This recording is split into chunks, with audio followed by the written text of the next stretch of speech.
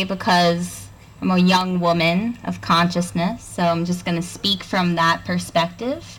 I'm going to be really short and sweet. But there's this idea that because we have the right to vote as women, and because we're not all expected to be housewives, that we have all of our rights, and we can, go home and make our men sandwiches. It's like this joke that's out there. And the idea that that's even a joke, I think, is the problem. This, perspective of complacency that we all feel in our lives. I think a lot of the problem also is that even women of consciousness are enslaved in this idea that we all are expected to, have problems with our bodies, be quiet in the way we speak, not have positions that are high at work, and we're all supposed to be okay with that.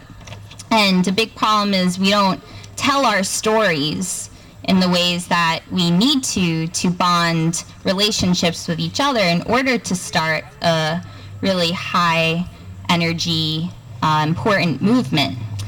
And even to say things like, I myself am a survivor of an eating disorder, I myself am a survivor of rape, I myself am a survivor of having a domestically abusive household, and to say that, even, I know that there are people in this audience that have experienced that.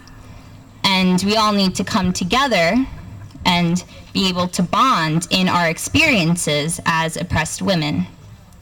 There was probably my most successful organized movement on campus was an abortion speak out.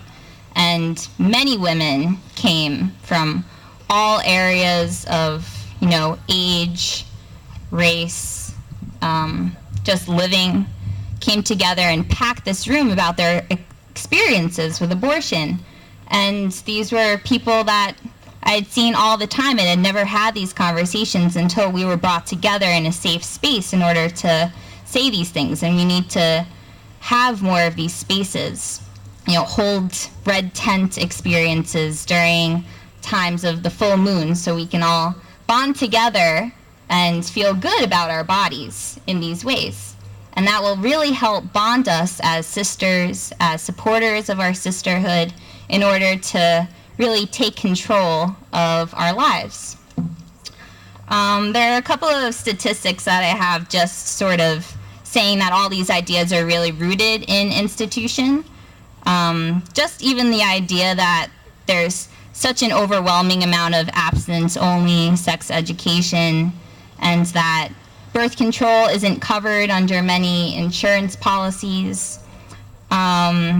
There's maternal death rates for newborn babies that are exceedingly high, and America is number 40 in maternal infant mortality rates.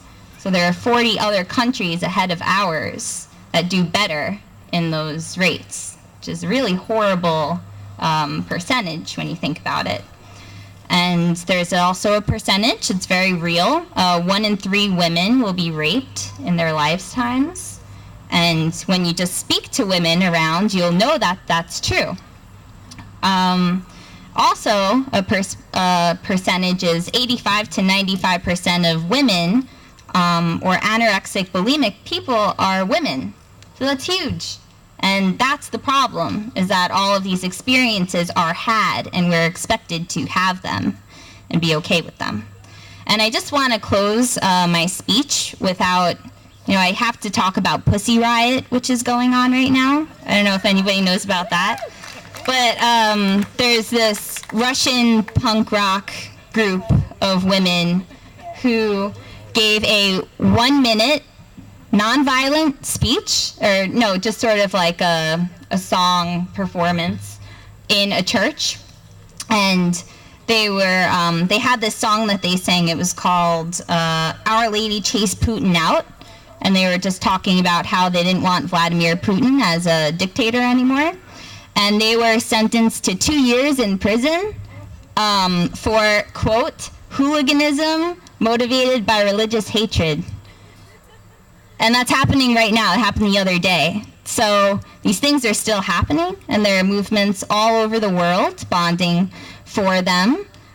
Just bringing attention to the effect of our government on people of consciousness. And we all need to have those experiences, highlighting our consciousness in order to bond together, just like Pussy Riot's doing, so that we can have those Pussy Riot experiences all over the world. Thank you. Free Pussy Riot.